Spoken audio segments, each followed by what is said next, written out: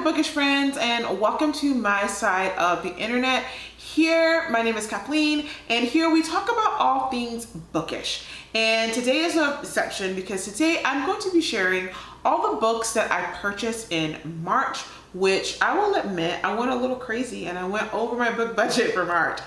But I got some really good books and I'm super excited to have them in my collection, and I look forward to reading many of them. So let's jump into it.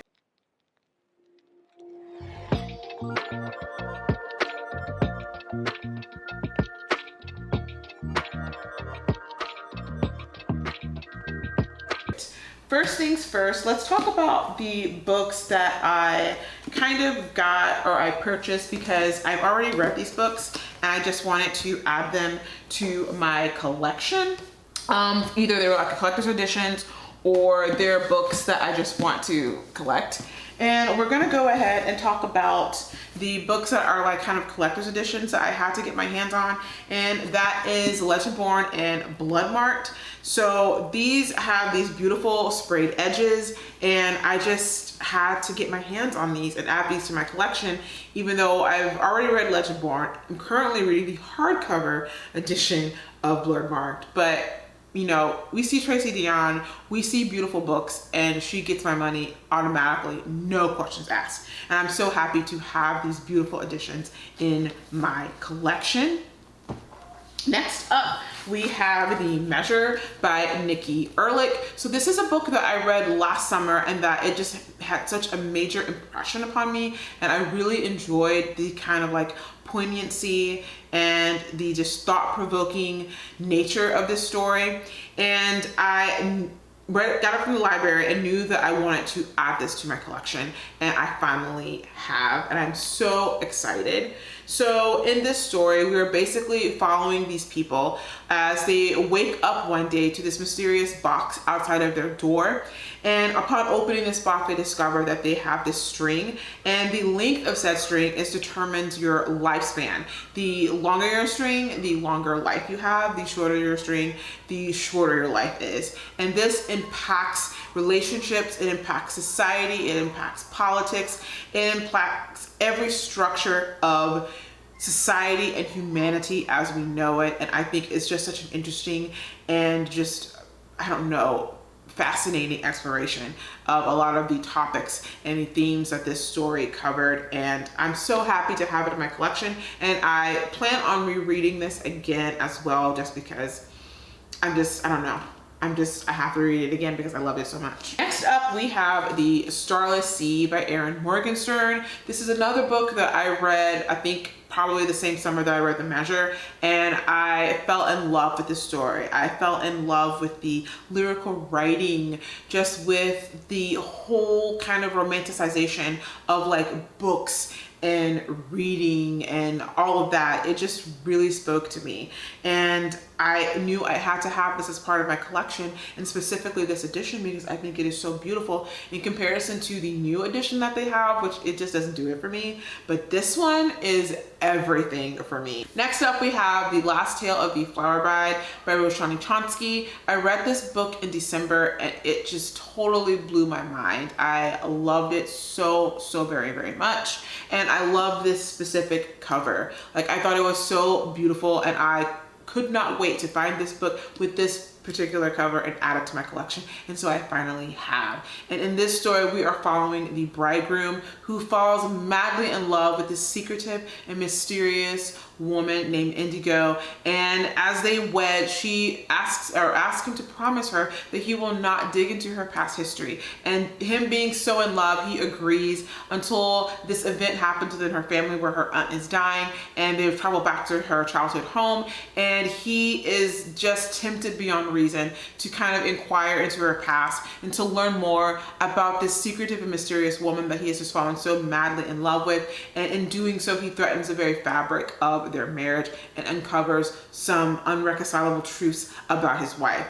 I love this story when it comes to the explorations of love and obsession. It is such a beautiful work of that. I really, really enjoyed it. I loved it, and I'm so happy to have it in my collection. And the last book that I acquired that I had to add to my collection is Funny Story by Emily Henry. So this was such a fun, funky, fresh, silly, goofy romance, and I really loved it. I read it back in February, and I just thought that it was so it was so emotional, but also cute and fluffy as a rom-com, and I really, really highly enjoyed this story and knew that I wanted to add it to my collection, and so I finally have. So we are following Daphne and Miles. Daphne on the tail end of basically their respective spouses breaking up with them and leaving them for each other, as they have been childhood friends and they now want to explore the possibility of their feelings for each other.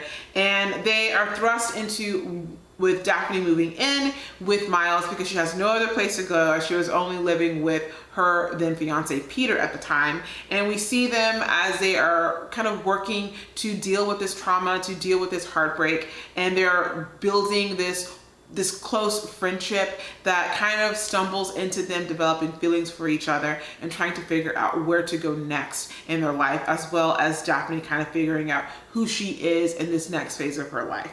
It's such a fun romance. I really enjoyed the emotional aspects of this, and I also enjoyed just, I don't know, it was a fun, silly, goofy time. All right, let's talk about all the books that are going to be new to me, books that I've discovered that I can't wait to read and get into. First up is Betting on You by Lynn Painter. So I read Better Than the Movies by Lynn Painter, and I really enjoyed that story. It was such a fun, silly, goofy kind of rom-com vibes. I really enjoyed it. So I'm interested in reading more and exploring more of her books. And in Betting on You, this is about, while moving to Omaha after her parents' sudden divorce, Bailey finds herself trapped for 10 hours with a cynical and obnoxiously opinionated stranger, the polar opposite of her careful, well-behaved, cheery temperament. So imagine her surprise when years later, Charlie turns out to be her co-worker at her new job. But this time around, they find themselves talking comfortably and even laughing. Still, they agree they can't stand each other, and when they witness two of their co-workers flirting, their commentary on the moment spirals into a bet. Charlie insists that members of the opposite sex can't be just friends, and Bailey is determined to prove him wrong. Amidst all their bickering and playful banter, Charlie works to deflect his feelings he's developed for Bailey. He is terrified to lose her if his crush becomes known, and what doesn't help his agenda is Bailey and Charlie fake dating in order to disrupt the annoying pleasantries between Bailey's mom and her mom's new boyfriend. Soon, what Charlie was hoping to avoid becomes a reality as Bailey starts to see him as not only a friend, but someone who makes her hands shake and heart race. But Charlie has a secret that involves Bailey and another bet Charlie may have made. Can the two make a real go of things, or has Charlie's secret doomed them before they can start? This sounds like a silly, goofy, fun, cute time. Can't wait to get into it. Next up, we have this book that I've seen everywhere. People are talking about it to be super emotional, and they have cried with this book, and I was like, where can I sign up to get this? And that is Wild Dark Shore by Charlotte McConaughey. I joined the Book of the Month Club just so that I could get this book and just kind of find out what all this was about and read it. And so it says, Dominique Salt and his 3 children are caretakers of Shearwater, a tiny island not far from Antarctica, home to the world's largest seed bank. Shearwater was once full of researchers, but with sea levels rising, the salts are now its final inhabitants. Until, during the worst storm the island has ever seen, a woman mysteriously washes ashore. Isolation has taken its toll on the salts, but as a nursed woman, Rowan, back to strength, it begins to feel like she might just be what they need. Rowan, long accustomed to protecting herself, starts imagining a future where she could belong to someone again. But Rowan isn't telling the whole truth, and why she set out for Shearwater. And when she discovers sabotage radios and a freshly dug grave, she realizes Dominic is keeping his own secrets. As the storms on Shearwater gather force, they all must decide if they can trust one another enough to protect the precious seeds in their care before it's too late, and if they can finally put the tragedies of the past behind them to create something new together. This sounds like it's going to be a very emotional read, and I cannot wait to dive into it. It sounds really, really good. Next up, we have another book that I purchased this month, and that is The Niger Wife by Vanessa Walters. And I don't know, this sounds like a very interesting kind of international mystery thriller, and I can't wait to dive into it. So it says, Nicole Urari has the perfect life. a handsome husband, a palatial house in the heart of glittering Lagos, Nigeria, and a glamorous group of friends. She left gloomy London and a troubled family past behind for sunny, moneyed Lagos, becoming part of the Niger Wives, a community of foreign women married to wealthy Nigerian men. But when Nicole disappears without a trace after a boat trip, the cracks in her so-called perfect life start to show. As the investigation turns up nothing but dead ends, her auntie Claudine decides to take matters into her own hands. Armed with only a cell phone and a plane ticket to Nigeria, she digs into her niece's life and uncovers a hidden side filled with dark secrets, isolation, and even violence. But the more she discovers about Nicole, the more Claudine's own buried history threatens to come to light. An inventively told and keenly observant thriller where nothing is as it seems. I can't wait to get into this. Sounds really, really good. I have it on my TBR for April, so we will be reading that soon. Next up, we have Becoming by Michelle Obama. I saw this book and I was like, I knew I had to add it to my collection because I have been wanting to read this book for a while. I'm kind of regretting that I didn't get it in the hardcover edition because I think it would be so much better, so much more beautiful as a collector's piece. But here we are, it's a paperback, whatever, it does not matter. I'm looking forward to reading this soon as well. Next up, we have a book that I saw in Half Price Books that I just was interested in and that I wanted to add to my collection, and that is Vanishing Girls by Lauren Oliver. I have read books by Lauren Oliver before, which is what Before I Fall. I also read the Delirium series, and I am pretty much a fan of her work and I enjoy her work, so I'm quite interested in seeing what this story is about and how I feel about it. So we are following Dara and Nick, who used to be inseparable, but that was before the accident that left Dara's beautiful face scarred and the two sisters totally estranged. When Dara vanishes on her birthday, Nick thinks Dara is just playing around. But another girl, 9-year-old Madeline Snow, has vanished too, and Nick becomes increasingly convinced that the two disappearances are linked. Now Nick has to find her sister before it's too late. So yeah, this sounds pretty interesting. Can't wait to read that. Next up, a book that I purchased and read in March was Immortal Dark by Tigist Girma. And this story, I originally had it as a library book, as I have been waiting to get this hold since like October, and I finally got it in February, but it became such a crazy month of February that I wasn't gonna be able to finish it, and like I had to turn the library book back in. So I decided to go ahead and buy it, and I'm so glad that I did because I had such a good time with this book. So in this story, we are following Kidan Idane, who is struggling after her twin sister June is missing, and who she comes to believe is taken by the vampire Susenyos, who just happens to be the Draenic that is assigned to her particular family.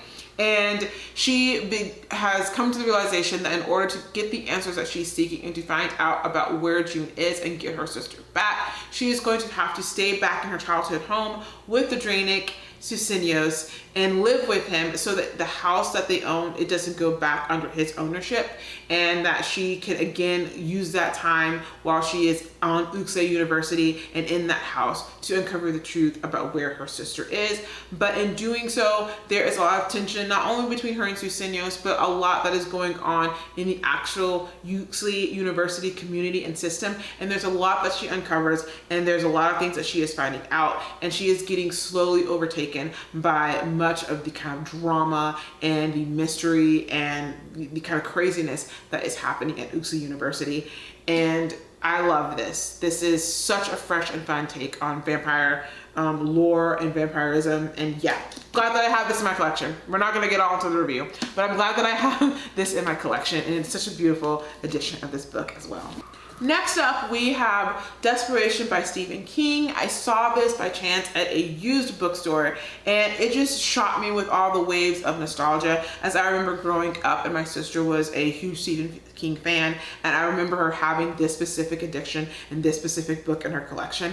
And when I saw it, I just had to have it because I just felt all those waves of nostalgia, and I just could not wait to own it. And I'm looking forward to reading it one day soon. But this story, oh, I have all this stuff in it. But this story, it says, Nevada is mostly a long stretch of desert you cross on the way to somewhere else, and with someone else, if you're lucky, because it's a scary place. Headed down Route 50 in the brutal summer heat are people who are never going to reach their destinations, like the Jacksons, a professor and his wife, going home to New York City. The Carvers, a Wentworth, Ohio family bound for a vacation at Lake Tahoe, an aging literary lion, Johnny Marinville, inventing a gonzo image for himself astride a 700-pound Harley. A dead cat nailed to a road sign heralds the little mining town of desperation, a town that seems withered in the shade of a man-made mountain known as a China Pit. But it's worse than that, much worse. Regulating the traffic, there is Kali Intrigan, I don't know if I pronounced that right, an outsized uniformed madman who considers himself the only law west of the Pecos. God forbid you should be missing a license plate or find yourself with a flat tire. There's something very wrong here, all right? And Intrigian is only the surface of it.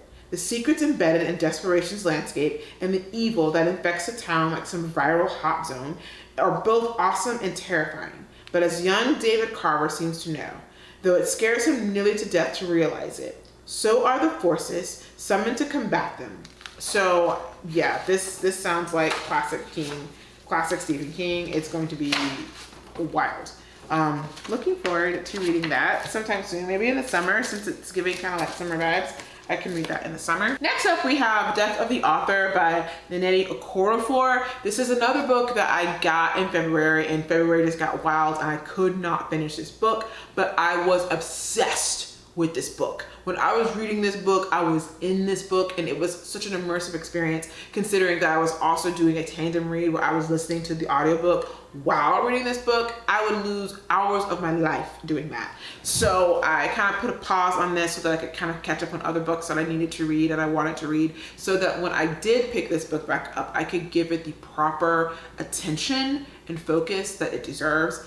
And yeah, I had to turn in a library book, and I decided to just go ahead and purchase this book. I'm so glad that I did, because this edition of this book is stunning.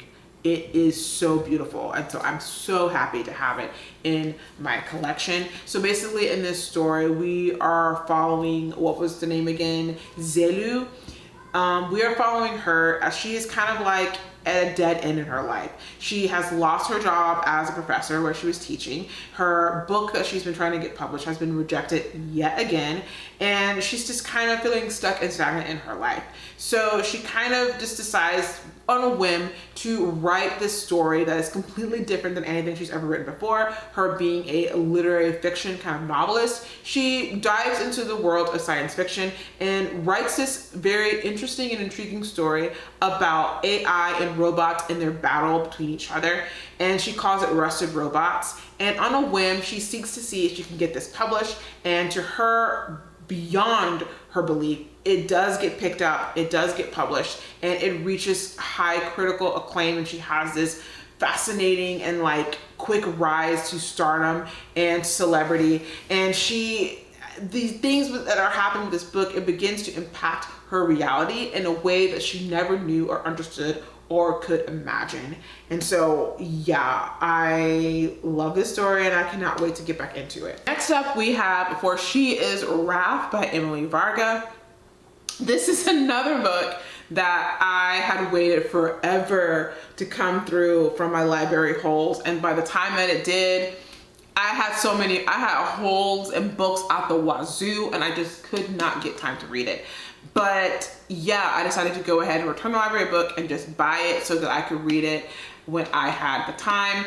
And this book is so interesting because it has a lot of the Count of Monte Cristo vibes, where it's all about this person being falsely imprisoned and seeking vengeance upon their release. So in this story, we say it's following: framed for a crime she didn't commit, Dania counts down her days in prison until she can exact revenge on Mason, the boy responsible for her downfall, the boy she once loved and still can't forget. When she discovers a fellow prisoner may have the key to achieving that vengeance, a stolen gin treasure, they execute a daring escape together and search for the hidden treasure. Armed with dark magic and a new identity, Dania enacts a plan to bring down those who betrayed her and her family, even though Mason still stands in her way. But seeking revenge becomes a complicated game of cat and mouse, especially when an undeniable fire still burns between them and the power to destroy her enemies has a price. As Dania falls deeper into her own web of traps and lies, she risks losing her humanity to her fight for vengeance and her heart to the only boy she's ever loved. Sounds so very intriguing, so interesting, and I cannot wait to get into it. And lastly, the book of the month that I just could not wait to get my hands on is Oathbound by Tracy Deonn. Let's have a moment of silence for the beauty that is this book and the beauty that is the Legendborn series. I'm currently reading Bloodmarked right now. I'm hoping to finish that within the next few days so that I can finally dive into this book. But I'm so excited about it. So if you don't know what the Legendborn cycle trilogy or series is, and you don't know, and you've been living under a rock and you don't know all the greatness that this is, in the Legendborn cycle, we are following Bree Matthews, who, after tragically losing her mother to an accident, she decides to go attend this kind of program for very like young high schoolers who are very like intelligent and very advanced, to attend to the UNC Chapel Hill and take courses there in preparation for college and to prepare them for more college prep courses. And she does this to kind of get away from her father, because kind of his grief and his way of managing his grief is infected with hers, and she's just wanting to run away basically from her grief and from the loss of her mother. And she's doing anything that she can get away from anything that reminds her of her mother. So she decides to attend this program. And while she is there, she witnesses a demon fight and sees these two Legendborn people kind of fighting this demon. And they try to mesmer her, which is basically kind of like erase her memory of what happened, so she kind of forgets about it. But she ends up stumbling and falling, striking her palm, and all of her memories come back. And she has in her mind trying to figure out what exactly is all this about. And she ends up, through happenstance, having an advisor who is also kind of part of the Legendborn kind of situation. And they run into another demon attack. And again, they try to mesmer her and it doesn't take. And she basically kind of strikes up this conversation with him where she's like, listen, I believe that from what has happened with me trying to get mesmered and you guys trying to take my memories, this is reminding me of things that happened the night that my mother's accident transpired. And I believe that your society has something to do with my mother's accident. I want you to work with me to infiltrate this society so that I can figure out exactly what happened to my mother that night and, you know, kind of piece together the truth and find out why my mother was taken from me. So this enters her into this kind of like mysterious, crazy world of the Legendborn, of these demons are basically trying to come onto Earth and to attack humans. The epic battle between good and evil, kind of demon and non-demon, we kind of see that transpire and go down. And throughout all of this craziness, she is coming to grips with her grief. She is coming to grips with her lineage and coming to grips with who she truly is as a person. And when I tell you that it is such an amazing, wild, complex ride to be on and to read these books and how well written these books are. The world building to me is just epic. The characterization is on point. Highly recommend this fantasy series to anybody who wants to read something that is of an epic scope and is so well written. Yeah, so I have the third installment of this series and I can't wait to dig into it. So those are all the books that I purchased in March. It's kind of a lot, but yeah, I'm so happy to have all of my new friends that I can add to my collection and that I can read and enjoy. What books did you purchase in March? Have you acquired for your collection? Or any of the books that I mentioned, books that you think that I need to prioritize and add to my TBR like right away? Are there any books that I just mentioned that you are interested in, that you want to read? Let me know in the comments below. And until next time, make sure you like, comment, and subscribe, and I will see you later.